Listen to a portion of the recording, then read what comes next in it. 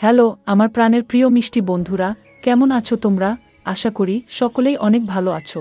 আর ভালো থাকারই কথা, কারণ তোমরা আমার গল্প শুনে যে মজা পাও তাতে সবাই অনেক ভালো আছো। বন্ধুরা, আর বেশি কথা না বলে চলুন শুরু করি আজকের ভিডিও। আমার শাশুড়ি ও শ্বশুরের মধ্যকার সম্পর্কের বিষয়টি আমাকে বরাবরই কৌতূহলী করে তুলত। প্রতি রাতে যখন আমি ঘুমাতে যেতাম তখন তাদের ঘর থেকে শুধু একটাই কথা শুনতে পেতাম, আর একটু ধৈর্য ধরো, আর মাত্র কিছুক্ষণ। কিন্তু শাশুড়ির কণ্ঠ বলতো, আমি আর সহ্য করতে পারছি না। এই কথা শোনার পর আমার মনে অদ্ভুত চিন্তা কাজ করত, কি এমন ঘটছে যে শাশুড়ি আর সহ্য করতে পারছেন না। এক রাতে কৌতূহল সামলাতে না পেরে আমি লুকিয়ে তাদের ঘরের দিকে হুকি দিলাম, কিন্তু যা দেখলাম তাতে আমি হতবাক হয়ে গেলাম। বন্ধুরা, পুরো ঘটনা জানতে হলে গল্পটি শেষ পর্যন্ত দেখুন। আমার নাম মালতী, আমি বাংলাদেশের একটি ছোট্ট গ্রামে থাকি।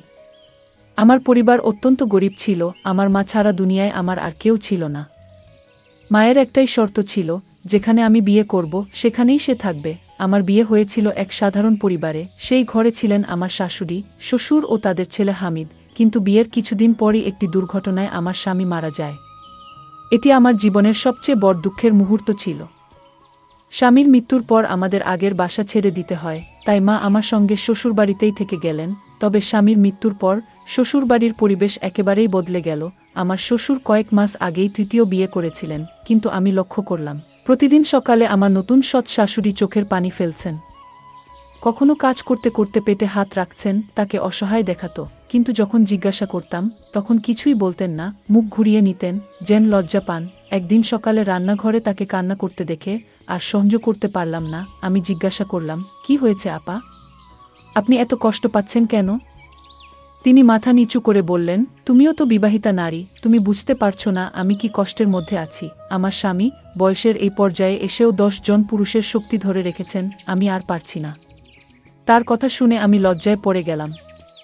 আমার স্বামীর সঙ্গে দাম্পত্য জীবনের অভিজ্ঞতা খুব অল্প ছিল, তাই আমি এই কষ্ট পুরোপুরি বুঝতে পারিনি। কিন্তু একটা প্রশ্ন আমাকে ভাবিয়ে তুল, 55 বছরের শ্বশুরের এত শক্তি এল কোথা থেকে?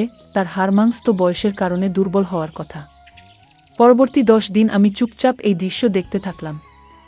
প্রতিদিন শাশুড়িকে কাঁদতে দেখতাম, কিন্তু কিছু বলতাম না। আমার স্বামী মাত্র 18 বছর বয়সী ছিল, আর সে সপ্তাহে দুবার আমার কাছে এলেই ক্লান্ত হয়ে যেত। অথচ শ্বশুর প্রতিদিন শাশুড়িকে এমন অবস্থায় ফেলে দিত যে তিনি সকালে ঘরবাড়ির কাজ পর্যন্ত করতে পারতেন না। মাঝে মধ্যে মনে হতো, শাশুড়ি হয়তো বাড়িয়ে বলছেন, এই বয়সে একজন পুরুষ কিভাবে প্রতিদিন এসব করতে পারে। এক রাতে ঘুম আসছিল না, তাই আমি বেরিয়ে এলাম। হাঁটতে হাঁটতে কখন যে শ্বশুরের ঘরের সামনে পৌঁছে গেছি খেয়াল করিনি। হঠাৎ ভেতর থেকে আওয়াজ এল, শাশুড়ি রাগান্বিত কণ্ঠে বলছিলেন, তুমি আমার জীবন নরক বানিয়ে দিয়েছ। আমি ভেবেছিলাম কিছুদিনের মধ্যেই ঠিক হয়ে যাবে, কিন্তু তোমার এই পাগলামি তো শেষই হচ্ছে না। আর পারছি না, আমাকে ছেড়ে দাও। শ্বশুরের কণ্ঠ এলো, এখনই তো রাত শুরু হয়েছে, তুমি এত দ্রুত এসব কথা বলছো কেন? আমি আর শুনতে পারলাম না, মাথার ভেতর হাজারো প্রশ্ন ঘুরতে লাগলো। আমি চুপচাপ দাঁড়িয়ে তাদের কথা শুনছিলাম। কিছুক্ষণ নীরবতার পর ভেতর থেকে শাশুড়ির ধীর কান্নার শব্দ ভেসে এল। তখনই বুঝতে পারলাম ভেতরে কি ঘটছে। লজ্জায় আমি আর দাঁড়াতে পারলাম না, পেছনে ফিরে এলাম। সেই রাতের পর আমার আর কোনো সন্দেহ রইল না, শাশুড়ি ঠিকই বলেছিলেন। এই বয়সেও শ্বশুরের স্বাস্থ্যের অবস্থা দারুণ ভালো। এরপর থেকে আমি আর শাশুড়ির কষ্টের দিকে তাকাতাম না, কারণ এটা ছিল স্বামী স্ত্রীর ব্যক্তিগত ব্যাপার। কিন্তু একদিন সকালে দেখি শাশুড়ি কান্না ভেজা চোখে ঘর থেকে বেরিয়ে আসছেন, সঙ্গে একটা ব্যাগ। তিনি আমার মায়ের দিকে তাকিয়ে বললেন, আমি আর পারছি না। এই লোক আমার জীবনটা শেষ করে দিয়েছে। আমি আর এক মুহূর্ত এখানে থাকব না। গিয়ে আমার মা তাকে থামানোর চেষ্টা করলেন, আমিও বোঝানোর চেষ্টা করলাম, কিন্তু তিনি সিদ্ধান্ত নিয়ে ফেলেছিলেন। কোনো কিছু শোনার প্রয়োজনও বোধ করলেন না, ব্যাগ হাতে বাড়ি ছেড়ে বেরিয়ে গেলেন। আমি একবার মায়ের দিকে তাকালাম, তিনি মাথায় হাত দিয়ে বসে আছেন। আমি দ্রুত এক গ্লাস পানি নিয়ে তার সামনে ধরতেই মা বললেন, তোমার শ্বশুর কোনো স্ত্রীকে ঘরে টিকতে দেয় না। 55 বছর বয়সেও সে কি এমন করে যে সবাই তাকে ছেড়ে চলে যায়? এবারও একই কাণ্ড ঘটল। কিছুদিনের মধ্যেই সে আবার বিয়ের জন্য পাগল হয়ে উঠবে। মায়ের কথা শুনে আমার হেসে ফেলার উপক্রম হলো, কারণ আমার শ্বশুর একজন স্ত্রী ছাড়া একদিনও চলতে পারেন না। কোনো স্ত্রী তার সঙ্গে বেশি দিন থাকতে পারেনি। অথচ এই শাশুড়ি তো বেশ ভালো মানুষ ছিলেন, সংসারের সব কাজ সামলাতেন, শ্বশুরেরও খুব যত্ন নিতেন। কিন্তু বন্ধ দরজার পেছনে কি হচ্ছিল তা কেউ জানত না। এত বয়সেও কোথা থেকে এত শক্তি পেতেন? সেটাই ছিল সবচেয়ে অবাক করা বিষয়। এই মেয়েটিও অনেক কষ্টে পাওয়া গিয়েছিল। গরিব ঘরের মেয়ে হওয়ায় তার পরিবার তাকে এক প্রকার বাধ্য হয়ে ৫৫ বছরের এক বৃদ্ধের হাতে তুলে দিয়েছিল। আমার যখন বিয়ে হয় তখন প্রথম শাশুড়ি জীবিত ছিলেন। তখন সবকিছুই স্বাভাবিক ছিল, কিন্তু তার মৃত্যুর পর থেকেই শ্বশুরের নতুন বিয়ের পালা শুরু হলো। প্রথম স্ত্রী কিভাবে তার সাথে মানিয়ে নিয়েছিলেন জানি না, তবে এরপরের কারো পক্ষেই বেশি দিন টিকে থাকা সম্ভব হয়নি। আমি মাকে সান্ত্বনা দিতে বললাম, আপনি চিন্তা করবেন না, সব ঠিক হয়ে যাবে খুকি। কিন্তু আমি জানতাম, মাও জানতেন, এটা এত সহজে ঠিক হবে না। বাস্তবেও তাই হলো। 2 দিনও কাটল না। শ্বশুর বাড়ির সব লোককে ডেকে চিৎকার করে বললেন, সাইমা চলে গেছে তো কি হয়েছে, আমার জন্য নতুন বউ খুঁজে আনো, আমি একা থাকতে পারবো না। মা আগে মাথায় হাত দিয়ে বললেন, তোমার স্বভাব যদি না পাল্টায় তাহলে আমি আর তোমার জন্য বিয়ের ব্যবস্থা করব না। তাছাড়া এখনও সাইমা তোমার স্ত্রী, তাকে বোঝাও, ফিরে আসতে বল। শ্বশুর তখন হাত জোট করে বলতে লাগলেন, ও খুব নোখরা করত, হাত দিলেই ভান করত যেন কি হয়ে গেছে। এবার এমন কাউকে চাই যে একটু স্থির হবে, যে আমার সাথে মানিয়ে চলতে পারবে। এবার মাঝবয়সী স্বাস্থ্যবান একটা বউ খুঁজে দাও। শ্বশুরের কথা শুনে আমি অবাক হয়ে গেলাম। মা কোনো কথা না বলে চুপচাপ ঘরে চলে গেলেন। আমি লজ্জায় মাথা নিচু করে নিলাম। শ্বশুর যেন 18-19 বছরের কোনো ছেলের মতো আবদার করে যাচ্ছেন, অথচ তার বয়স 5-5, মাথার সব চুল ধবধবে সাদা। মা আর কথা না বাড়িয়ে তার কথা এড়িয়ে গেলেন। কিন্তু শ্বশুরও নাছোড়বান্দা। তিনি না খাওয়া না কথা বলা শুরু করলেন, শুধু একটাই দাবি, বিয়ে করতে হবে। নিজেকে একেবারে ঘরের মধ্যে আবদ্ধ করে ফেললেন। রাগে মা বলে উঠলেন, এই বৃদ্ধ বয়সেও একাকিত্ব কাটে না? কত মানুষ তো স্ত্রী হারিয়ে একা জীবন কাটিয়ে দেয়, কিন্তু এ লোক তো এক মুহূর্ত স্ত্রী ছাড়া থাকতে পারে না, তাও আবার নিজের পছন্দমতো। এত বয়সে কে তাকে লোক দেখাবে? কোথা থেকে আমি এমন কাউকে খুঁজে দেব? এখন তো গরিব মেয়েরাও তার নাম শুনলেই ভয় পায়। তার কুকীর্তি চারদিকে ছড়িয়ে পড়েছে। মায়ের কথা শুনে আমি চিন্তায় পড়ে গেলাম। তারপর বললাম, আমার এক বান্ধবী আছে, সাকিনা, ডিভোর্সি, এখন বাবার বাড়িতে আছে। যদি চান তার জন্য প্রস্তাব দিতে পারি। বয়স মাঝারি, স্বাস্থ্য বেশ ভালো। মা আমার দিকে তাকিয়ে বললেন, তুমি যদি ঠিক মনে করো তাহলে কথা বলে দেখতে পারো, তবে আমি নিশ্চিত তোমার শ্বশুর তাকেও বেশি দিন রাখতে পারবে না। মায়ের কথা শুনে আমার হাসি চেপে রাখতে কষ্ট হচ্ছিল, কারণ আমার সেই বান্ধবী খুব চালাক চতুর, এতটাই তেজি যে তার আগের স্বামীও টিকতে পারেনি। আমি মনে মনে ভাবলাম, যদি তার সাথে শ্বশুরের বিয়ে হয় তাহলে এবার হয়তো উল্টো শ্বশুরকেই সামলাতে হবে। এই ভাবনা থেকেই আমি বান্ধবীর মায়ের সঙ্গে কথা বলার সিদ্ধান্ত নিলাম। তিনি নিজেও মেয়ের কর্মকাণ্ডে বিরক্ত ছিলেন, তাই বিনা দ্বিধায় রাজি হয়ে গেলেন। যদিও আমার বান্ধবী আর শ্বশুরের বয়সের পার্থক্য ছিল অনেক, তবে আমাদের শ্বশুরবাড়ির অবস্থা খুব একটা ভালো ছিল না। তাই কিছুদিন পর আমার পরামর্শে একেবারে সাধারণভাবে আমার বান্ধবীর বিয়ে আমার শ্বশুরের সঙ্গে দেওয়া হলো। সে আমাদের বাড়িতেই চলে এল, কিন্তু কয়েকদিনের মধ্যেই সে আগের শাশুড়ির মতো একই কথা বলতে শুরু করল। বলল সে শ্বশুরের সঙ্গে আর থাকতে পারছে না এবং ফিরে যেতে চায়। আমি বিস্মিত হয়ে তাকে জিজ্ঞাসা করলাম, তুমি শ্বশুরের সঙ্গে থাকতে পারছো না কেন? সে আমার দিকে তাকিয়ে বলল, তুমি তো সব জানোই। আমি অবাক হয়ে বললাম, আমি কিছুই জানি না। কি? তখন সে ধীরে ধীরে আমার কাছে এসে ফিসফিস করে বলল, তুমি জানো সে বিশেষ এক ধরনের ওষুধ ব্যবহার করে। একথা বলে সে তার ঘরে চলে গেল। কিন্তু আমি একদম হতবাক হয়ে গেলাম। ধীরে ধীরে বুঝতে পারলাম, শ্বশুর হয়তো এমন কিছু খান যার কারণে তার এত শক্তি। আমি মাথায় হাত দিয়ে বসে পড়লাম। একথা আমার কল্পনারও বাইরে ছিল। আমি মাকে ইশারায় বুঝিয়ে বললাম, একবার খোঁজ নিয়ে দেখো তো শ্বশুর আসলে কি খায়। এমন না হয় এই ওষুধের কারণে নতুন বুটাও পালিয়ে যায়। মা একটু হেসে বলল, আমরা এই ব্যাপার থেকে দূরে থাকলেই ভালো। আমি তো বিধবা হয়ে এখানে বসে আছি, আমাদের খরচ তো শ্বশুরই চালা। আমি কিভাবে এসব ব্যাপারে কথা বলি? মার কথা শুনে আমি চুপ করে গেলাম। আমাদের জীবিকা পুরোপুরি শ্বশুরের উপর নির্ভরশীল ছিল, তাই মা ঠিক করলেন শ্বশুরকে নিয়ন্ত্রণে রাখার জন্য বারবার তার বিয়ে দেওয়া হবে। কিন্তু কোনো মেয়েই বেশি দিন টিকতে পারত না। যারা আসতো তারা কিছুদিন পর চুপচাপ চলে যেত। আমার এক বান্ধবীও মাত্র 1 মাস টিকতে পারল। তারপর একদিন সে চুপচাপ নিজের জিনিসপত্র গুছিয়ে তালাক নিয়ে চলে গেল। শ্বশুর খুব কষ্ট পেলেন এবং কান্না করতে করতে বললেন, আমার কপালে বুঝি স্ত্রীসুখ নেই, আমি একা থাকতে পারবো না। ছি! শ্বশুর একদম বদলে গেলেন। রাতে ঘরের ভেতর পায়চারি করতেন, সারাদিন অস্থির লাগত।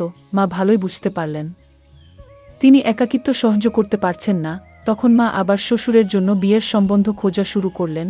একসময় এক সম্পর্কের দিদিমাকে বলল, তোমার বিধবা মেয়েটিকেই শ্বশুরের সঙ্গে বিয়ে দিয়ে দাও, বাড়ির ব্যাপার বাড়িতেই থাকবে আর মেয়েটাও সংসারী হবে। একথা শুনে মা রেগে গিয়ে বললেন, তুমি কি বলছো? আমার মেয়ে মাত্র 18 বছরের, আর শ্বশুরের বয়স তো 55 বছর। দিদি একটু হেসে বলল, তুমি তো এতদিন নানা বয়সের মেয়েদের এনে বিয়ে দিয়েছ, এবার নিজের মেয়েকে দিতে সমস্যা কোথায়? মা হতবাক হয়ে গেলেন। দিদি চলে যাওয়ার পর তিনি ভাবনায় পড়ে গেলেন। যখন আমি একথা জানতে পারলাম তখন প্রচণ্ড রেগে গেলাম। আমি চিৎকার করে বললাম, এ তুমি কি বলছো? আমি কিভাবে নিজের শ্বশুরকে বিয়ে করব? মা তখন শান্তভাবে বললেন, তোমার শ্বশুর কিন্তু খুবই ধনী, আর তোমার বিধবা অবস্থাটা আমাকে কষ্ট দিচ্ছে। তোমার রূপলাবণ্য আছে, কিন্তু নতুন বিয়ের সম্বন্ধ পাওয়া কঠিন। মার কথা শুনে আমি ভাবনায় পড়ে গেলাম। সত্যিই অনেকদিন ধরে আমি একাকিত্বের যন্ত্রণা সহ্য করছিলাম। একজন নারী যখন সংসার করে তারপর হঠাৎ একা হয়ে যায়, তখন তার একাকিত্ব খুব কষ্ট দেয়। তার চাওয়া পাওয়া, আকাঙ্ক্ষাগুলো তাকে প্রতিনিয়ত কুড়ে কুড়ে খায়। যেদিন আমি প্রথম শ্বশুরের ঘর থেকে সেই সন্ধ্যার আওয়াজ শুনেছিলাম, সেদিন সারা রাত আমি নিজেও অস্থির ছিলাম। আমারও মনে হচ্ছিল আমার জীবনে কেউ ফিরে আসুক, আমাকে আগলে রাখুক। অনেক চিন্তাভাবনা করে আমি সিদ্ধান্ত নিলাম, আমি শ্বশুরকে বিয়ে করব। যখন শ্বশুর এ কথা শুনলেন তখন আনন্দে পাগল হয়ে গেলেন। তিনি বললেন, এত আমার জন্য আশীর্বাদ, তুমি আমাকে ছেড়ে কখনো যাবে না। মাও সাদাসিধে ভাবে আমাদের বিয়ের ব্যবস্থা করলেন। বিয়ের পর আশেপাশের সবাই যখন জানতে পারল তখন সবাই হতবাক হয়ে গেল। সবাই জানত তিনি আমার শ্বশুর ছিলেন, কিন্তু এখন তিনি আমার স্বামী। আমিও ধীরে ধীরে বিষয়টি মেনে নিতে লাগলাম। তবে বিয়ের রাতেই আমার মনের মধ্যে ভয় ঢুকে গেল। আমি ভাবতে লাগলাম, শ্বশুর আসলে কতটা শক্তিশালী। প্রথম রাতেই তিনি কি করবেন, আমি কি সহ্য করতে পারব? কিছুক্ষণ পর শ্বশুর ঘরে এলেন এবং আলমারি খুলে একটি খাম বের করে কোণা রাখলেন। আমি কিছুক্ষণ চুপচাপ দেখছিলাম, তারপর আর থাকা গেল না। উঠে গিয়ে জিজ্ঞাসা করলাম, আব্বাজান কি করছেন? তিনি হাসি মুখে বললেন, ভাজা ছোলা আছে, আমি এগুলো খাই। এই শ্বশুরের কথা শুনে হঠাৎ করে শাশুড়ির সেই কথাগুলো মনে পড়ে গেল, যেখানে তিনি বলেছিলেন যে তার স্বামী নাকি কিছু দেশি ওষুধ ব্যবহার করেন। মুহূর্তের মধ্যে আমি খামটা তার হাত থেকে ছিনিয়ে নিলাম এবং বললাম, আপনার এগুলো খাওয়ার দরকার নেই। শ্বশুর একটু রেগে গেলেন। খামটা আমার হাত থেকে নিয়ে বললেন, আমি তো বুড়ো হয়ে যাচ্ছি, নিজের যত্ন নিজেকেই নিতে হবে। এরপর তিনি এক মুঠো ছোলা নিলেন, তার সঙ্গে একটু মিছুরি ও দুধ মিশিয়ে গ্লাসে ঢাললেন, তারপর এক নিঃশ্বাসে গ্লাসের সবটুকু দুধ খেয়ে নিলেন। আমি অবাক হয়ে তার দিকে তাকিয়ে রইলাম। মনে হচ্ছিল এবার বুঝি আমিও শাশুড়ির মতো শ্বশুরের কাছে টিকতে পারব না। কিন্তু কিছুক্ষণ পর যা হলো তা দেখে আমি হতবাক। শ্বশুর স্নেহমাখা কণ্ঠে আমার হাত ধরে বললেন, তুমি অনেক ক্লান্ত, একটু বিশ্রাম নাও। তার চোখে মুখে কোনো অশালীনতা বা কোনো খারাপ ইঙ্গিত ছিল না, বরং তিনি আমার ক্লান্তির কথা ভেবেছেন, আমাকে বিশ্রাম নিতে বলেছেন। আমি অবাক হয়ে রইলাম। কিছুক্ষণ পর গভীর ঘুমে তলিয়ে গেলাম। পরদিন সকালে সবকিছু বেশ স্বাভাবিক লাগছিল। শ্বশুর আমাকে ডাকলেন এবং একটি খাম আমার হাতে দিয়ে বললেন, এটা তোমার ভবিষ্যতের জন্য। এটা তোমার নিজের নামে ব্যাংকে জমা করে রেখো, যাতে যদি আমার কিছু হয়ে যায় তাহলে তুমি কোনো সমস্যায় না পড়ো। আমি কিছুটা অপ্রস্তুত হয়ে বললাম, আপনার সঙ্গই আমার জন্য যথেষ্ট, এসব টাকার দরকার নেই। আমার কথা শুনে তিনি মৃদু হাসলেন, কিন্তু তারপরও ব্যাংকে গিয়ে সেই টাকা আমার নামে জমা করিয়ে দিলেন। এরপর কয়েকদিন কেটে গেল। আমি শ্বশুরের মধ্যে কোনো খারাপ অভ্যাস দেখতে পেলাম না, বরং তিনি ছিলেন শান্ত স্বভাবের, দায়িত্ববান এবং খুব যত্নশীল একজন মানুষ। আমাদের মধ্যে একটা সুন্দর সম্পর্ক তৈরি হয়েছিল, তবে তিনি কখনো কোনো জোড়াজুড়ি করেননি। আমার মতামত ও সম্মতি ছাড়া কখনোই কোনো বিষয়ে আগ বাড়িয়ে যাননি। আমি অবাক হয়ে ভাবতাম, এমন ভদ্র, সংযমী মানুষও কি হয়? একদিন আমি তার কাছে জিজ্ঞাসা করলাম, আপনি কেন এত সঙ্গত? আপনার বয়সের পুরুষেরা এত সাধারণত এমন হয় না। শ্বশুর তখন একটা গোপন সত্য ফাঁস করলেন, যা শুনে আমার পুরো দুনিয়াটাই কেঁপে উঠল। তিনি বললেন, আমার পুরো জীবন কেটেছে তোমার মায়ের সঙ্গে। তিনি সবসময় আমার ছোট ছোট প্রয়োজনের খেয়াল রাখতেন, তাই তার অনুপস্থিতি আমার জন্য অসহ্য হয়ে উঠেছিল। বিয়ের কথা ভাবতাম, কিন্তু যখনই নতুন কেউ ঘরে আসতো সে শুধু আমার টাকার প্রতি আকৃষ্ট হতো। যেমন আমি তোমাকে ভবিষ্যতের জন্য টাকা দিয়েছি, ঠিক তেমনি আগের স্ত্রীদেরও দিয়েছিলাম, যেন তারা নিরাপদ বোধ করে। কিন্তু শেষ পর্যন্ত সবাই কিছুদিন পর মোটা অঙ্কের টাকা নিয়ে আমাকে ছেড়ে চলে যেত। কেউই সত্যিকারের সম্পর্ক গড়তে চায়নি কি? আমি হতবাক হয়ে শুনছিলাম। তিনি বললেন, সবাই ভেবেছে আমি তো 55 বছরের এক বৃদ্ধ, কিছুদিন পর মরে যাব, তখন তারা সহজেই আমার সম্পত্তি ভোগ করতে পারবে। অথচ আমি সারা জীবন অপেক্ষা করেছি এমন একজন সঙ্গীর জন্য, যে আমাকে সত্যিকারের ভালোবাসবে, শুধু আমার টাকার জন্য নয়।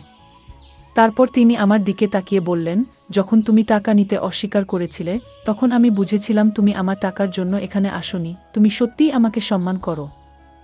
ভালোবাসো, এই বয়সের পার্থক্য কোনো বিষয় নয়, মনের বন্ধনই আসল। আমি পুরোপুরি হতবাক হয়ে গেলাম। এরপর আমি তাকে জিজ্ঞাসা করলাম, আপনি প্রতিদিন ছোলা আর মিছুরি কেন খান? তিনি হেসে বললেন, এটা শুধু শক্তি বৃদ্ধির জন্য নয়, এটা চোখের জন্য খুব উপকারী। বয়সের কারণে আমার দৃষ্টিশক্তি একটু কমে যাচ্ছে। আমি চাই না সেটা পুরোপুরি হারিয়ে ফেলি। তার কথা শুনে আমার মনে একরকম প্রশান্তি এলো। সত্যি বলতে তিনি ছিলেন এক অসাধারণ মানুষ, কিন্তু এই বাড়ির অন্যরা তার এই ভালোবাসার মূল্য দেয়নি। এখন আমি বুঝতে পারছিলাম, আগের স্ত্রীরা শুধু তার টাকা লুট করে পালিয়ে গিয়েছে, আর আমার মা, তিনিও এই বাড়িতে রয়ে গিয়েছেন শুধুমাত্র টাকার জন্য। যদি শ্বশুরের কাছে টাকা না থাকত, তাহলে কি মা এই বাড়িতে থাকতেন? আমি স্পষ্ট বুঝতে পারলাম, এই দুনিয়ায় টাকা ছাড়া কিছুই মূল্যবান নয়। মানুষ টাকার পেছনে দৌড়ায়, কিন্তু সম্পর্কের কোনো মূল্য দেয় না। কিন্তু আমি এই মানুষটার ভালোবাসার মূল্য বুঝতে পারছিলাম। আজ আমি আমার ৫৫ বছর বয়সী স্বামীর সঙ্গে সুখী জীবন যাপন করছি। ভালোবাসার জন্য বয়স কোনো বাধা নয়, যদি হৃদয় সত্যিকারের হয়। এই যুগে একজন ভালো জীবনসঙ্গী পাওয়া ভাগ্যের ব্যাপার।